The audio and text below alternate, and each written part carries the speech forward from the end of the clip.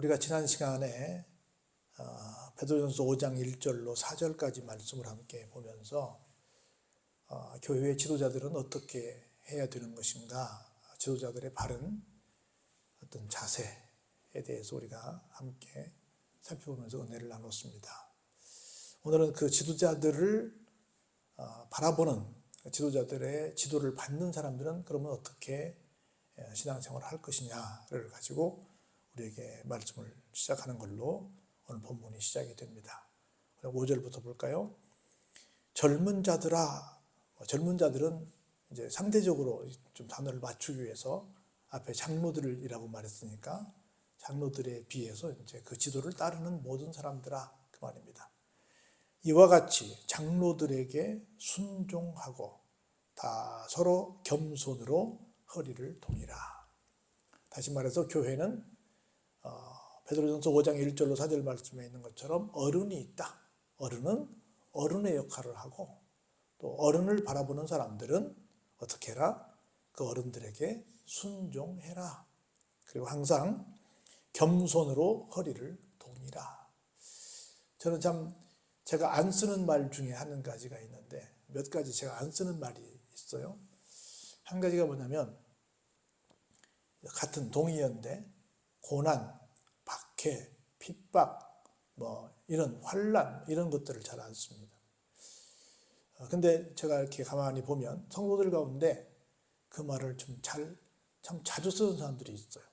근데 정말 주의 이름 때문에 당하는 어려움을 고난, 핍박, 박해, 환난 이렇게 말할 수 있을 텐데, 실제 정말 주님 때문에 그렇게 당하는 일들이 얼마나 있을까 생각해 보면 별로 없을 것 같아요.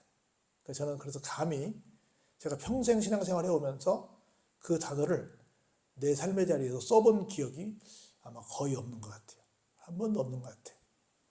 감히 그런 단어를 써본 일이 없다, 이렇게 말씀을 드려보고요.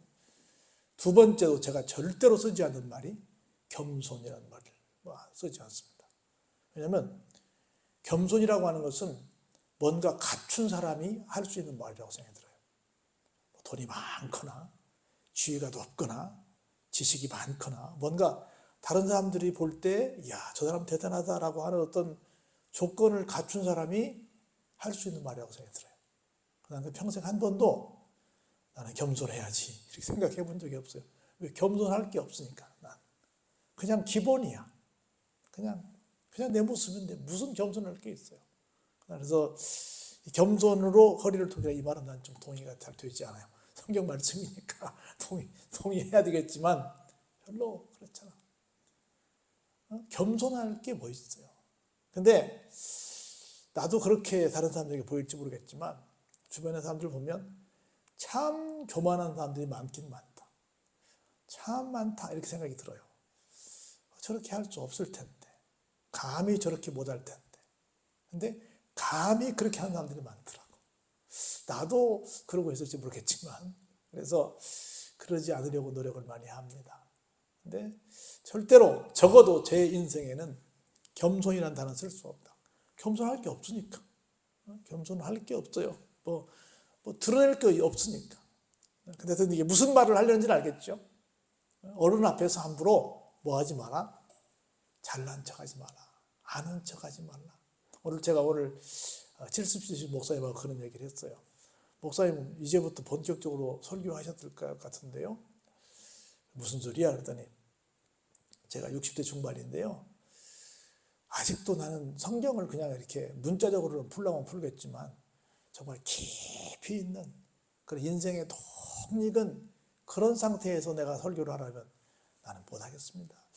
지금 생각할 땐 70 정도 되면 인생이라는 것이 이런 것이구나. 이 말씀은 이런 뜻이란다. 아마 그렇게 말할 수 있을지 잘 모르겠어요. 그래서 적어도 내가 볼 때 설교는 아마 70 이후부터 해야 좀 낫지 않을까요? 이렇게 생각을 해요. 이제 솔직한 마음이에요. 한 43년 동안 설교를 아마 한 주도 안 쉬고 제가 해오고 있는데 해도 야, 정말 어렵다. 정말 모르겠다. 이런 생각이 드는 거예요. 그래서 정말 감히 겸손해야 되겠다? 이건 아닐 거라고 봅니다. 어디 겸손이에요. 그냥 우리는 정말 나는 하나님 앞에 아무것도 아닙니다 라는 말을 해야 되지 않을까 하는 생각이 들어요. 그래서 우리 서로 동년배들끼리도 비슷한 사람들끼리도 잘난 척하면 안 되겠지만 적어도 누구 앞에서? 어른들 앞에서는 그러면 안 되겠다. 이런 생각을 해봅니다. 그런 말씀으로 이렇게 겸손으로 허리를 동이라 이렇게 말씀했을 줄로 믿습니다. 왜냐하면 하나님은 어떻게 하신다고요? 교만한 자를 대적하시고 겸손한 자들에게는 어떻게 해요? 은혜를 주시기 때문입니다. 내가 볼 때는 겸손할 일이 없어요. 그냥 있는 그대로 살면 돼요. 근데 적어도 무엇은 하지 마라? 교만하면 안 된다는 거죠. 근데 따지고 보면 교만할 것이 하나도 없더라는 거지. 교만할 게 뭐 있어요? 여러분 뭐 자랑할 만한 게 뭐 있어요? 교만할 게 하나도 없어요. 그냥 겸손하게. 겸손이라는 말은 제가 볼 때 그럴 것 같아요. 그냥 내 실존을 알고 그냥 나답게 사는 거. 나는 뭐 배운 것도 별로 없습니다. 나는 가진 것도 별로 없습니다. 나는 뭐 잘난 것도 별로 없습니다. 나는 뭐 내세울 만한 것도 별로 없습니다. 라고 그냥 솔직한 내 모습을 그대로 그냥 드러내놓고 사는 것을 가리켜서 겸손이라고 하지 않을까? 저는 그렇게 생각을 해봐요. 가만히 생각해보면 정말 그래요. 그냥 하루아침에 그냥 어떻게 될지도 모르는 연약하고 연약한 지체가 그런 사람이에요. 오늘도 아까 어떤 목사님 그런 얘기 하던데 43살 먹은 헬스 트레이너인데 갑자기 머리가 아파, 가슴이 아파, 그래서 이상해 병원 갔는데 그냥 그대로 뇌사 상태가 돼버린 거라. 그래서 초등학생들 자녀들 둘 있고 부인이 있는데 아주 막 난리가 난 거예요. 그냥 사실상 이제 끝이 났다고 볼 수도 있잖아요. 그렇게. 그럼 헬스 트레이너라 자기는 뭐 아주 뭐 건강하고 뭐 이거 자신했단 말이에요. 몸매도 너무너무 좋다는 거야. 그런데 갑자기 아이고 머리 아파요, 아이고 가슴 아파요 하더니 그냥 쓰러지더니 병원 갔더니 바로 뇌사 판정을 받았다는 거야. 그러니까 뭐 잘났다고 내가 건강해요, 뭐 나 건강 자신해요, 뭐 내가 뭐 해요, 뭐 누가 뭘 말할 수 있어요? 아무것도 없다는 거지. 그래서 절대로 인간은 신앙인이 아니더라도 그냥 기본적인 인격만 가졌어도 교만할 수 없다. 절대로 교만할 수 없다. 절대로 난척할 수 없다라고 하는 겁니다. 그래서 나를 정확하게 알고 나 자신을 그냥 그렇게 인정하고 살면 하나님께서 그런 사람에게 뭘 주신다? 은혜를 주신다는 겁니다. 은혜를 주시는 거예요. 그러므로 하나님의 능하신 손 아래에서 겸손하라. 때가 되면 뭐한다? 너희를 높이시리라. 그냥 하나님 앞에 나 자신을 인정하고 하나님 나 부족해요 하고 살라는 거예요. 그 다른 사람 다 유해주고 생각해보면 나보다 못하는 사람이 없잖아요. 다 나보다 더 잘하잖아요. 겸손하게. 그러면서 우리는 궁극적으로 어떻게 살아요? 너희 염려를 다 주께 맡기라. 이는 그가 너희를 돌보심이라. 우리 살면서 얼마나 염려거리가 많이 있어요. 근데 염려한다고 한들 뭐 우리 그런 얘기 하잖아요. 뭐 키가 작은 사람이 뭐 키를 뭐 키울 수가 있어요. 머리털 하나라도 뭐 희고 검게 할 수 있어요. 우리가 뭐 할 수 있는 게 있어요? 할 수 있는 게 없죠. 그 믿음은 뭐냐면 한번 따라서 해볼까요? 믿음은 맡깁니다. 믿음은 맡김이에요. 모든 걸 다 맡기는 겁니다. 심지어 무엇까지? 우리 염려까지. 그러면 하나님께서 어떻게 해주신다고요? 우리를 돌봐 주신다고 말씀하십니다. 하나님이 돌봐주시면 끝났죠. 그렇죠. 하나님이 돌봐주시면 뭐 누가 건드리겠어요, 감히. 하나님이 돌봐주시는 사람이 된다. 그것처럼 큰 복이 어디 있어요. 하나님께 맡기시기 바랍니다. 교만 따위는 버려버리고 겸손도 생각도 마시고 나는 뭐 겸손할 것도 없다. 자체가 그냥 밑에를 박박 길 수밖에 없다라고 생각하고 사시면 하나님께서 그런 사람이 뭘 주신다? 은혜를 주시고 그런 사람을 돌봐 주신다라고 하는 걸 믿고 나가시길 바랍니다. 그런데 하나 우리가 좀 주의할 것이 있어요. 근신하라 깨어라. 너희 대적 마귀가 우는 사자같이 돌아다니며 삼킬 자를 찾고 있다라고 말씀합니다. 근신, 항상 좀 긴장하고 있으라는 거지요. 깨어 있으라는 거지요. 우는 사자처럼 우리의 대적 마귀가 누구를 삼킬까라고 계속해서 찾고 있다는 겁니다. 내가 그 대상이 되면 되겠다, 안 되겠다? 안 되겠다. 내가 그 대상이 절대 되지 않도록 정말 주의해야 된다는 겁니다. 그러기 위해서 너희는 믿음을 굳건하게 하여 그를 대적하라. 이는 세상에 있는 너희 형제들도 동일한 고난을 당하는 줄을 알미라. 우리 뭐 이런 찬송이 있죠. 왜 나만 겪는 고난이냐고 그러잖아요. 나만 겪는데요. 다른 믿음의 형제들도 겪는데요. 다른 믿음의 형제들 겪는데요. 걱정하지 말고 혼자 억울하게 생각하지 말고 어떻게? 믿음을 굳건하게 해서 믿음으로 우는 사자처럼 달려드는 마귀를 뭐해라? 대적하라. 맞짱 떠라. 물리쳐라. 할렐루야. 그렇게 말씀하고 있습니다. 그래서 나만 뭐 이런저런 어려움 속에 있는 것이 아니라 모두 어려움 속에 있는데 그깟 어려움 다 뭘로 이길 수 있다? 믿음으로 이길 수 있다. 믿음만 굳건히 갖고 있으면 이길 수 있다. 이것을 믿기 바랍니다. 그러면서 이렇게 말씀합니다. 모든 은혜의 하나님 곧 그리스도 안에서 너희를 부르사 그랬습니다. 하나님은 어떤 하나님이시라고요? 우리 모두에게는 은혜가 필요합니다. 이런 은혜 저런 은혜가 필요해요. 그런데 모든 은혜를 다 갖고 계신 분이 누구시라고요? 하나님이시라고. 여러분 이렇게 부르세요. 하나님은 모든 은혜의 하나님이십니다. 라고 하나님을 부르시기 바랍니다. 모든 은혜의 하나님 곧 그리스도 안에서 우리를 부르시고 자기의 영원한 영광에 들어가게 하신 이가 영원한 영광 어디예요? 천국이지요.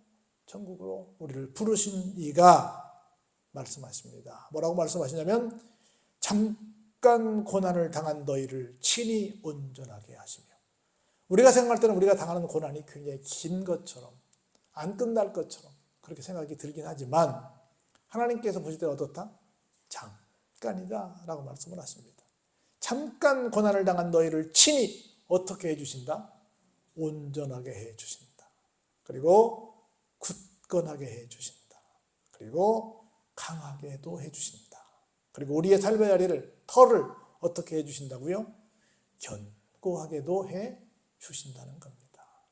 그런 거로 우리가 잠깐 고난을 당하는 것을 원망하고 불평하며 지내야 될까요? 아니면 감사하면서 지내야 될까요? 감사하며 지내야죠. 왜냐하면 모든 은혜의 하나님께서 우리를 책임져 주실 거니까. 종국을 어디까지? 영원한 영광의 나라 천국까지 우리를 책임져 주실 것이기 때문에 잠깐의 고난 때문에 실족하지 않는 우리의 믿음의 삶이 되어야 될 줄로 믿습니다. 그러면서 이런 하나님께 권능이 세세 무궁하도록 그에게 있을 것입니다. 라고 고백을 하는 겁니다.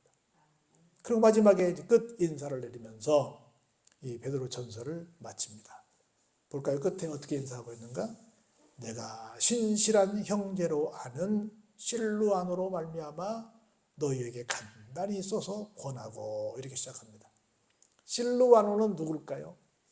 여러분이 잘 아시는 바울과 신라 할 때 신라를 말합니다. 바울의 선교 파트너였죠. 신라. 여러분 잘 아시는 것처럼 처음에 빌립보에 가서 전도하다가 억울한 누명을 쓰고 감옥에 갇혔을 때 함께 한밤중에 하나님을 찬송하고 그 결과 옥문이 터지고 주 예수를 믿으라 그리하면 너와 내 집에 구원을 얻으리라는 그 유명한 말씀을 남겼던 그 사건 속에 바울과 함께 있었던 주인공이 바로 신라입니다. 그런데 그 신라가 바울과 함께하는 신라가 누구하고 있어요? 지금 베드로와 함께 있습니다. 그 베드로가 말하기를 신라야말로 누구다? 신실한 형제다 말합니다. 그러면서 말미암아 신라로 말미암아 너희에게 간단히 써서 권하고 그 말은 지금 이 베드로전서를 누가 썼다는 거예요? 베드로가 쓴 게 아니라 바로 신라가 대필했다는 겁니다. 그래서 우리는 한국말을 잘 모르지만 원어를 보면 이 문장이 얼마나 수려한지 모릅니다. 그래서 어부 출신인 이 베드로는 절대로 이렇게 글을 멋지게 쓸 수 없을 것이다 하고 좀 무시하게 하지만 모든 학자들이 똑같이 말을 합니다. 근데 베드로가 말을 하면 그걸 누가 쓰니까? 신라가 쓰니까 글은 기가 막히게 문법적으로 맞게 썼다 그 말입니다. 여기 그 증거가 나오는 거예요. 내가 말하고 쓰는 건 누가 썼어요? 신라가 썼어요. 그래서 신라가 썼다는 얘기를 하는 거야. 간단히 썼다. 베드로 전서를 간단히 썼다. 권하고 이것이 하나님의 참된 은혜임을 증언하노니 너희는 이 은혜에 굳게 서라. 지금 힘드냐? 모든 은혜에 하나님께서 함께 하시니 걱정 말고 다시 한번 힘내라. 그 은혜 위에 서라. 그러면 이길 수 있다라고 지금 말씀을 하고 있는 겁니다. 두 번째 13절에 택하심을 함께 받은 바벨론에 있는 교회가 너희에게 무난하고 내 아들 마가도 그리하느니라. 이렇게 기록합니다. 택하심을 함께 받은 바벨론에 있는 교회라. 바벨론은 이미 저 BC 586년에 이스라엘이 망하고 조금 있다가 자기들 70년 후에 망했는데 그러니까 뭐 한 400년 이거간에 없어졌는데 웬 갑자기 신약시대에 베드로전서에 바벨론이 튀어나오나 이게 무슨 얘기야? 도대체 바벨론 어느 교회를 말하는 거야? 이렇게 의문을 가질 수 있을 텐데 이건 은어입니다. 다시 말해서 요한계시록이 은어로 쓰여있던 것처럼 여기도 마찬가지입니다. 이 바벨론은 이 당시에 로마 교회를 상징합니다. 로마 교회라고 직접 쓰지 못하고 은어로 쓴 거예요. 은어가 무슨 말인 줄 알죠? 숨겨진 말로 남들이 모르게 로마에 있는 교회가 로마에 있는 성도들이 너희들에게 뭐한다? 문안한다. 그러면서 여기 기가 막힌 이름이 하나 나옵니다. 내 아들 누구도 마가도 그리한다. 참고로 우리 아시는 것처럼 처음에 바울과 바나바와 마가와 함께 이렇게 선교여행을 갔잖아요. 근데 중간에 마가가 삐져서 갔잖아요. 그래서 마가가 다음에 또 2차로 갈 때는 그래서 바울이 마가를 안 데려가겠다고 그러잖아요. 근데 바나바는 자기의 생일이기 때문에 조카이기 때문에 데려간다고 그래서 결국은 바울은 신라를 데리고 가고 바나바는 마가를 데리고 별도로 따로따로 가잖아요. 그래서 어떻게 보면 좀 옛날에는 바울과 있을 때는 조금 문제가 있긴 있었는데 나중에는 어떤 사람이었다? 베드로가 볼 때 정말 이 사람이야말로 내 아들이다 라고 할 정도로 그렇게 믿음이 좋아졌다라는 얘기를 합니다. 그런 사람도 함께 있다. 그리고 여기 있는 로마에 있는 모든 교인들도 지금 여러분들에게 이렇게 지금 안부를 전하고 있다라고 말씀을 합니다. 그러면서 진짜 끝 인사를 합니다. 너희는 사랑의 입맞춤으로 서로 문안하라. 그리스도 아래에 있는 너희 모든 이에게 뭐가 있으라? 평강이 있으라 라고 하면서 마지막 인사를 하고 있는 모습을 볼 수 있습니다. 그러면서 결론이 오늘 베드로전서 5장이 뭐예요? 하나님의 양무리를 치라. 하나님의 양무리를 치는 사람을 존경하라. 그리고 항상 교만하지 말고 겸손해라. 그리고 모든 염려를 하나님께 맡겨라. 그리고 나만 당하는 고난이 아니니까 잠깐의 고난을 너무 힘들어하지 마라. 원망하지 마라. 불평하지 마라. 그리고 늘 믿음의 굳건에 서서 모든 대적들을 물리치면서 끝까지 이 환난을 잘 이겨봐라 라는 말씀으로 베드로전서 5장을 우리에게 좀 말씀해 주고 있는 겁니다. 5장을 통해서 이 믿음이 여러분 속에 넘쳐나기를 주의 이름으로 축원합니다.